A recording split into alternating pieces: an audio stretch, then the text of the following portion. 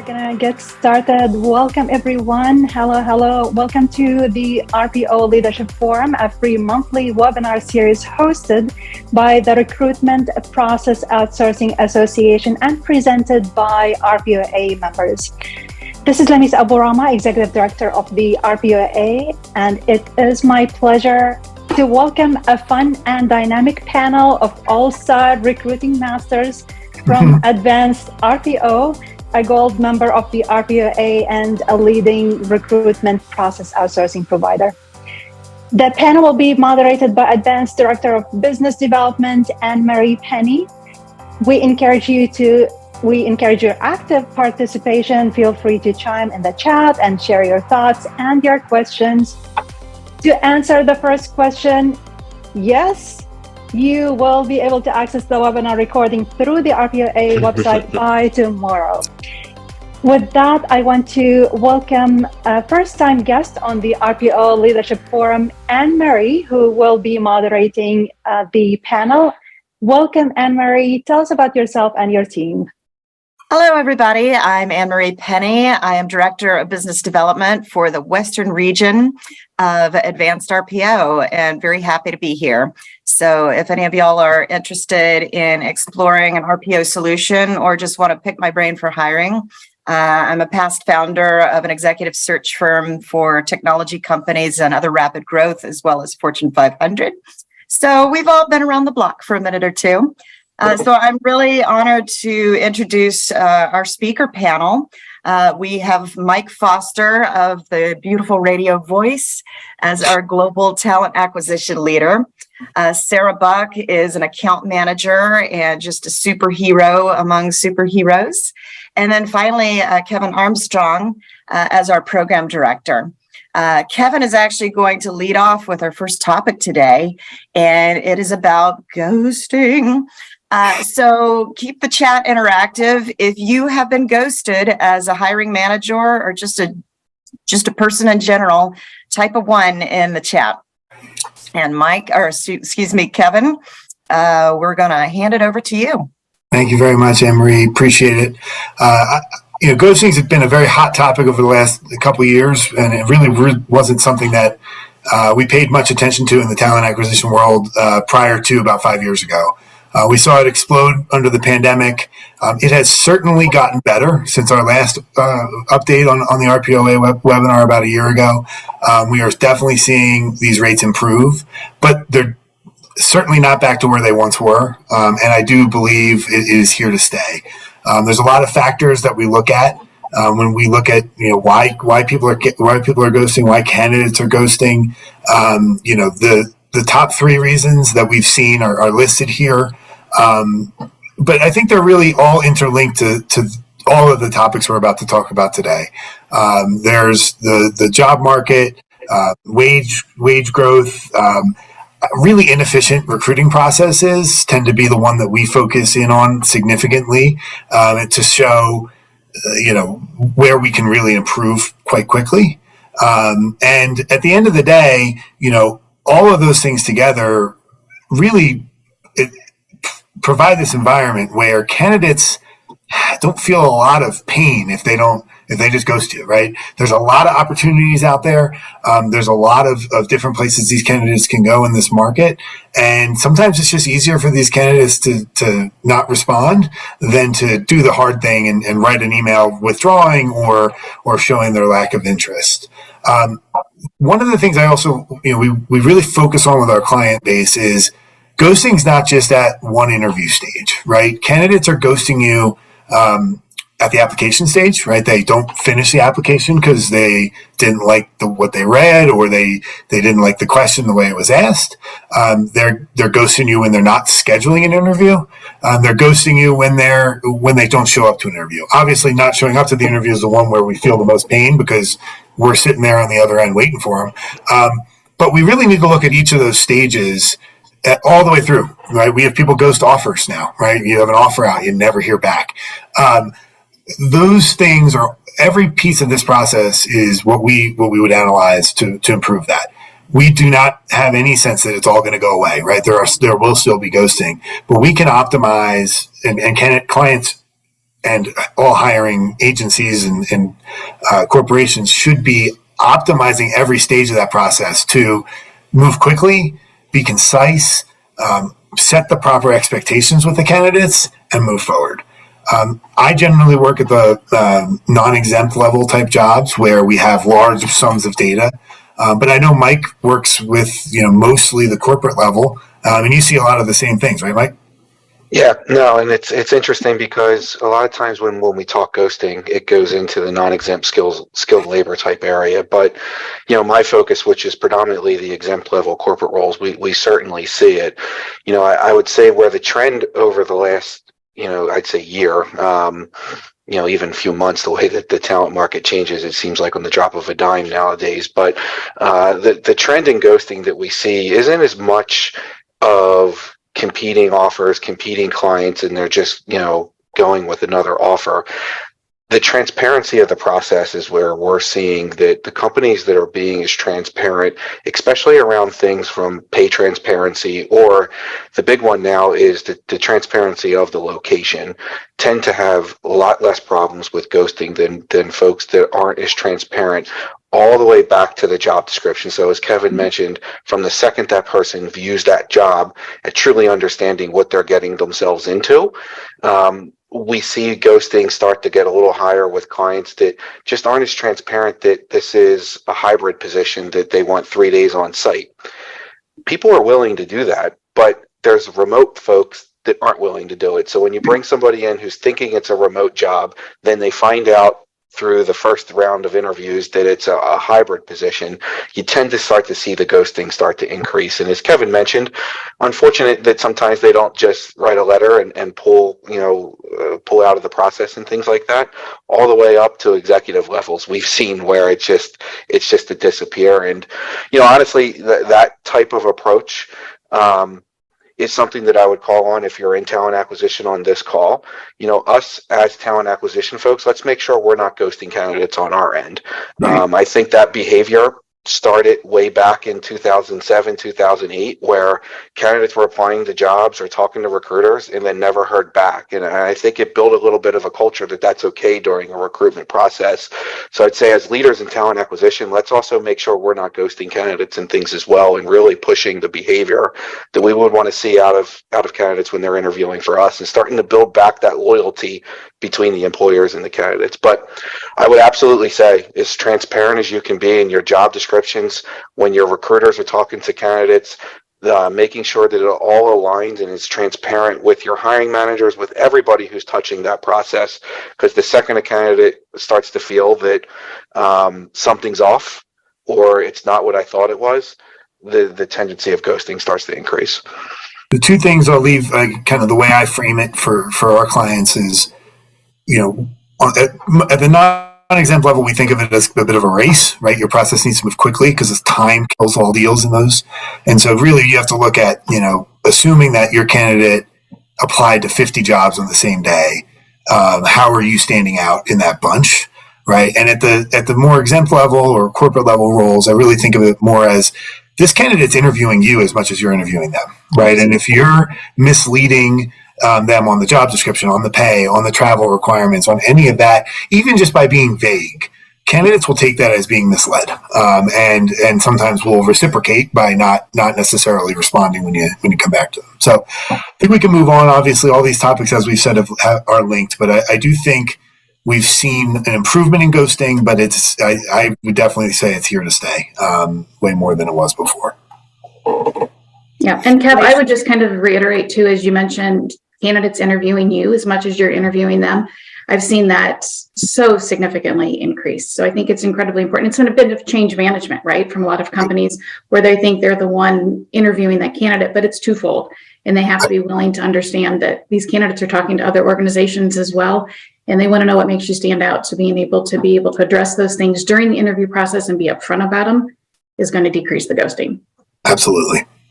Yeah, Sarah, and I think that moves right into kind of where we're headed, in my discussion topic here on the wage growth portion, because where I see the trend a little bit changing here is we're seeing less of especially in my world and what Sarah's world, I think, focuses in on. I'll let her kind of chime in on this as well.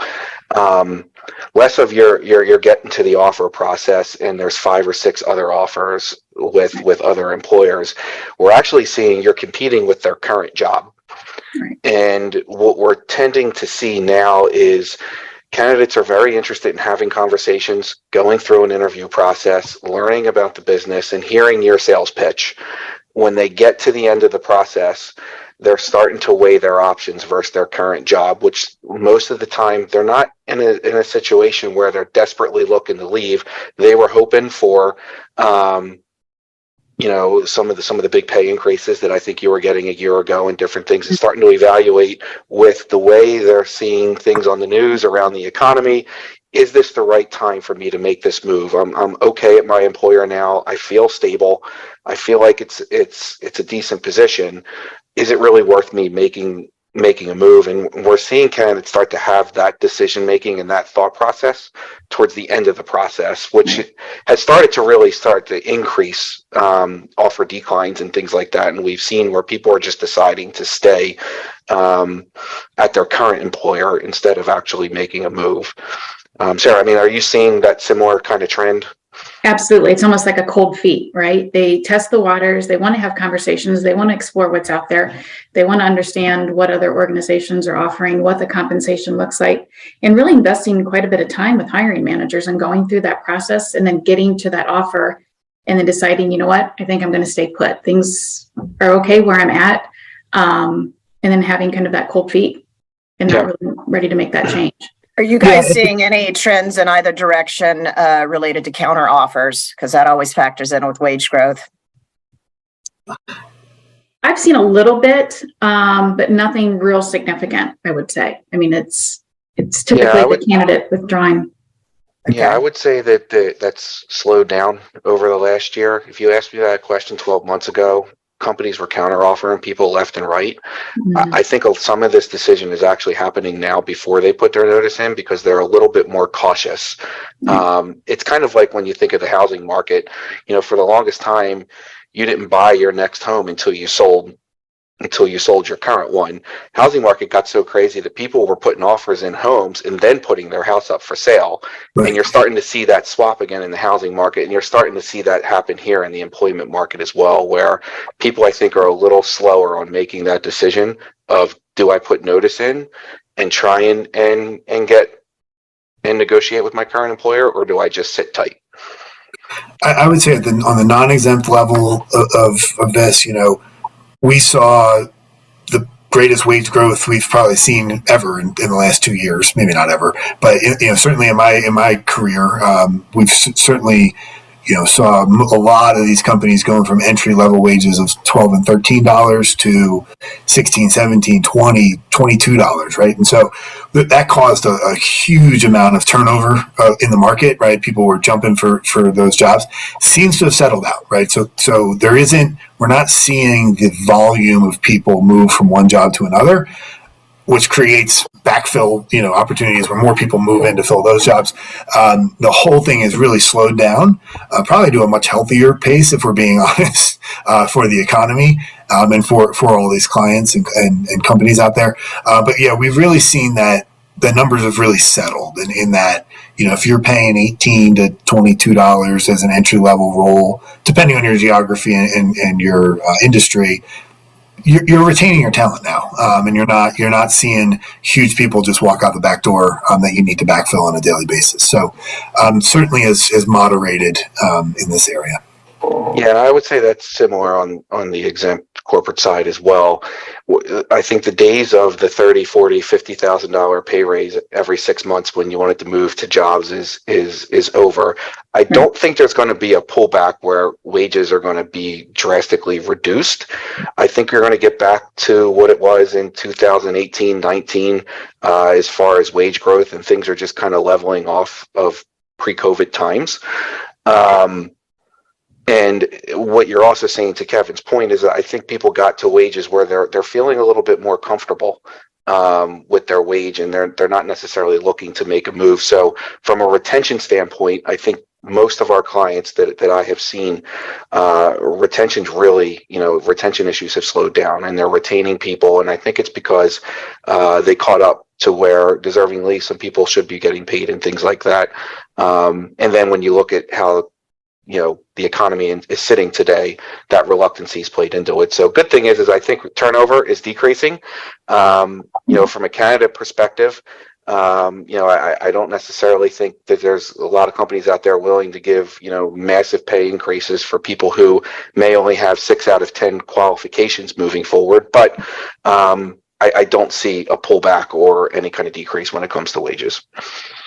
Well, that certainly supports some of the topics that Sarah's going to talk about in relation to competition for talent. Because if wages isn't the only tool, then, let's talk about how that impacts the competition and what else we got. All right. Thanks, Anne Marie. I do think it's important. Obviously, the job market is incredibly alive, right? So despite what you hear on the media, despite what we hear, the jobs report every year, month over month since January has exceeded the expectations. I think May was the biggest jump that we've had all year. So obviously, more positions are becoming available. Layoffs are, while we hear about them, they're really minimal. I think less than 1% of the workforce is laid off every month. And while we've seen a lot of those in the tech space, we've seen a lot of growth in a lot of the other areas. So I think it's important to note that, we need to continue to be really thoughtful around, organizations need to be continually thoughtful around their hiring practices, looking at their headcount. We haven't seen layoffs with any of our clients that we support or we work with. And I think it's important to just kind of, like Mike alluded to, I think companies are really trying to get back to where things were pre-pandemic, right? Right-sizing their organization and making sure that they're not just hiring to hire. Mike said, retention is better. People are leaving, not leaving like they used to be, like we talked about before. They're getting to that, having conversations with other organizations, getting to that end, but then they decide to stay with their current company. So from the exempt level side, I think that, you're still seeing a lot of livelihood within the market with the number of positions opened every month. So I think it's just really about paying close attention and seeing where this goes. I mean, obviously we don't know what the coming months will be, but I think it's been a nice surprise for a lot of the people who expected it to be much different. I'd say at the end of the day, it's never a bad time to have a great recruiting process, right? Right. It's even though you hear about these things, our clients are still being successful in recruiting. We're still filling hundreds and hundreds of jobs a month for our clients. It's not the doom and gloom that you think that you would gather if you just watch the news. It's certainly not December of 2021 when it was every client we had 10 times their average openings. It was just insanity. It feels a lot more normal, which is good, right? That's not a bad thing. But it's also feels pretty similar to where we were in 2019, right? I would say, clients are opening jobs and we're filling jobs. It certainly hasn't fallen off a cliff. At the same time, I would say it's probably harder to find the right person today than it was in 2018, 2019, because it is tight. I mean, it's 3% unemployment. Right. Just leads to there's just not enough people to go around, right? And at some point, having the best practice, the best process available to you can only help you in that environment, right? We can, we work with our clients to move faster, to be better, to be more transparent, as Michael was saying. It's really, it's competitive out there, and you can still be adding value to your organizations by doing talent acquisition the right way.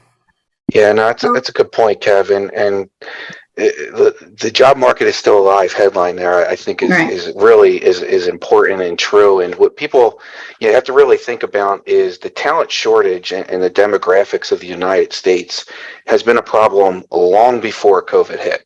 This has kind of been brewing since 2014 and 15, that eventually we were going to have these shortages in a lot of different industries. When you just look at pure demographics of the United States, more people retiring, not enough coming in, eventually that's going to be a recipe for a disaster.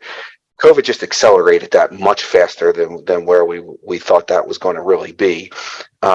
So the talent shortage, when you go back into 2017, 18, and 19, it was there. Unemployment was, in the 3 to 4%, sitting through there. Market was very healthy.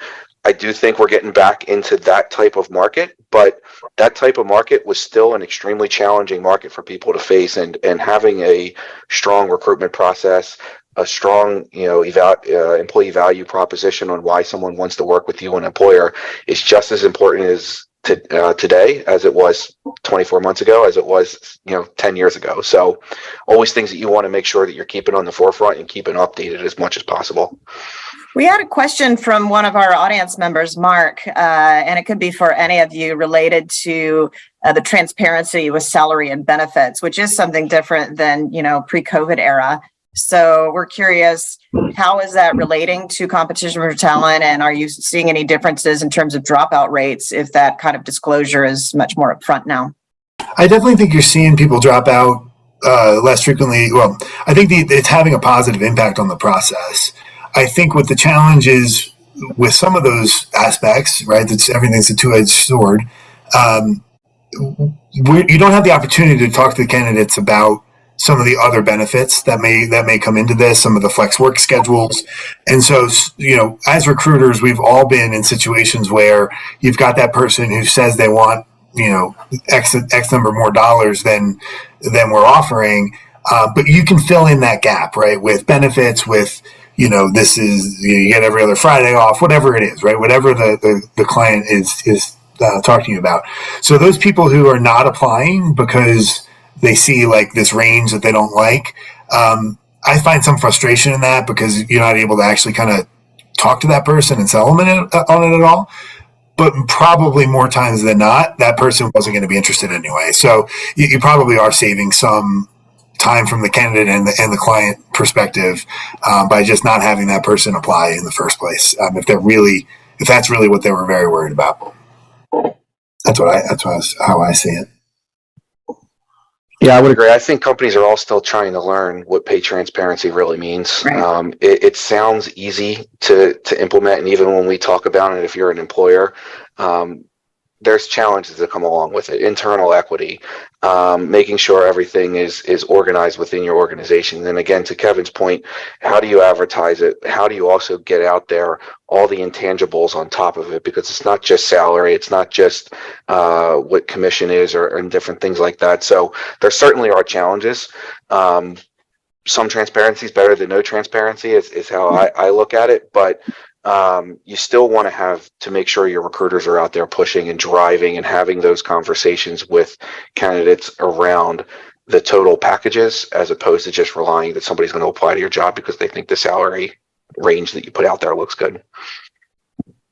Well, great. All very good points. And let's move over to the last topic of the day, which is around scalability. Specifically, how companies can build out a recruitment program to reduce fixed cost and still be agile. In fact, Michael from our audience put up a question related to that, because, the tech industry out of all of the sectors has been getting hit really hard, relatively speaking. So they're not using outside recruiters, and curious, do you shift to other sectors? Do you wait it out? All of this relates to scalability. So, Mike, I'm excited to see what you and the rest of the team can share. Sorry, there was a fly going across my screen. If you saw me, very big. I apologize. Very big So yeah, to that question, it's a tough question. Now, I'm a firm believer of diversification and diversifying across as many different industries as you can. And my approach to recruiting is really strong, good recruiters tend to be able to work in a lot of different areas, and as more you can diversify across, really kind of help you from a scalability perspective. If you're an RPO, in the space and how we typically look at it. So when you're diversified across multiple industries, it allows you to be okay with if one industry starts to go a little bit slower.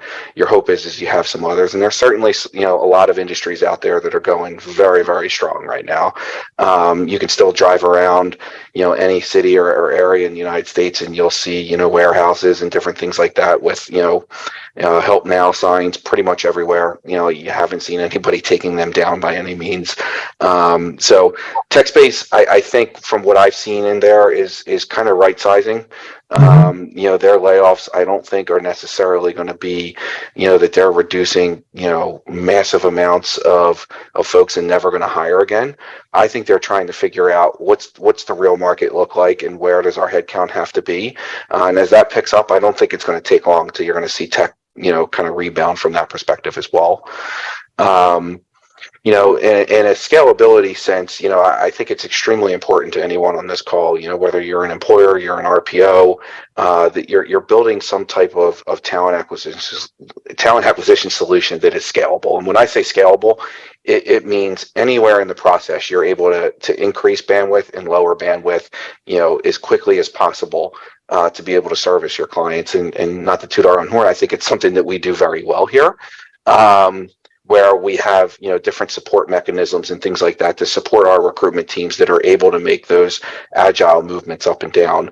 One of the first things you started to see, and it's unfortunate because it is our industry, especially in the tech space, was talent acquisition was kind of the first to take the brunt of a lot of the layoffs and things like that. And unfortunately, when times were good, a lot of companies went out and built a massive talent acquisition function. Well, when times slow down a little bit, what do you do with that talent acquisition function? And that becomes extremely difficult for companies to handle and be able to do it quickly. It's still very difficult to go out and hire really strong, good recruiters, quickly. So if you're an employer and the business all of a sudden says, we need to fill 100 positions and your way of scaling is I'm going to have to go out and hire 15, 20 recruiters. It's going to take you a long time to do that. And building a solution to be able to support that, in particular, what a lot of RPOs, including ourselves, tend to really specialize in is being able to make those nimble, scalable processes throughout. And, we can build those, for each individual client on how that typically works. But we've gotten very good at scaling across multiple different industries to support business needs. Yeah, it's kind of the secret sauce of RPO, right, Mike? Is everyone is always eager to lay off their recruiters first. When you're not hiring, that just looks like a big cost to a CFO out there looking to cut some heads, and that makes sense, right? We've lucked out over the years through that. We've been able to attract a ton of really, really wonderful recruiters who stopped playing that game and were able to join our team to get some more job security, honestly. And we, that's the type of people that we build our teams around. So, obviously, the ability for us to flex up, flex down, you give us one rec 1 month and 100 the next, no big deal, is a real sweet spot for us. And our teams are really helpful, thankful about that because they get a lot more job security by working in this function than working directly for a lot of major corporations. So the ability to pivot, and like Mike said, a good recruiter can recruit in almost any industry, truly, and be successful. Absolutely. 100%. Well, great job, you guys. This has been very informative, and statistics are one thing and stories from the front lines are a whole other thing. So hopefully everybody in our audience has been able to learn something, and would love to hear any thoughts. If you agree, disagree, see something different, have other questions, this is your time to shine. We're at the half an hour mark, but we do have more time, and we'll take as much time for any additional questions. And if I missed anything in the chat, please ask your question again, because we want to make sure that you have the energy. And you're welcome, Michael. That was a great question, and I'm glad you liked the answer too. Thank you so much, Anne-Marie. And just as she said, we are going to stick around for questions from the audience. Feel free to drop them in the chat or the Q&A. And as we allow time for questions, I do want to take screen sharing back from Kevin, if you don't mind, and share a few announcements from the RPOA. Thank you.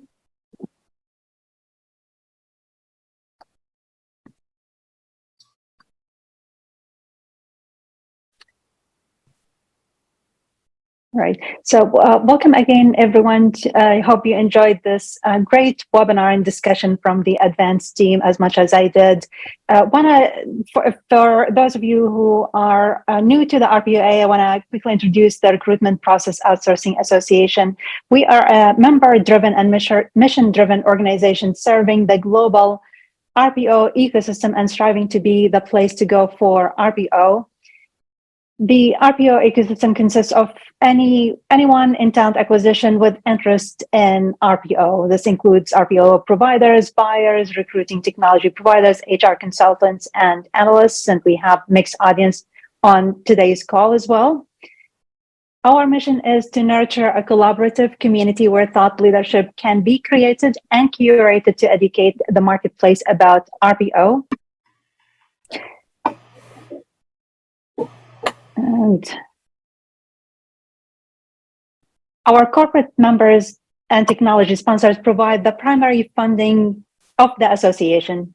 Community membership is free and open to anyone. We currently have over 340 community members. And we also have some strategic partners that add value to our members, including Abreast Group and IDC. The RPOA produces educational content in collaboration with corporate members and sponsors. Our content is focused on talent acquisition trends and best practices for the talent acquisition community. We host 2 active blogs, produce a monthly newsletter, and 2 webinar programs.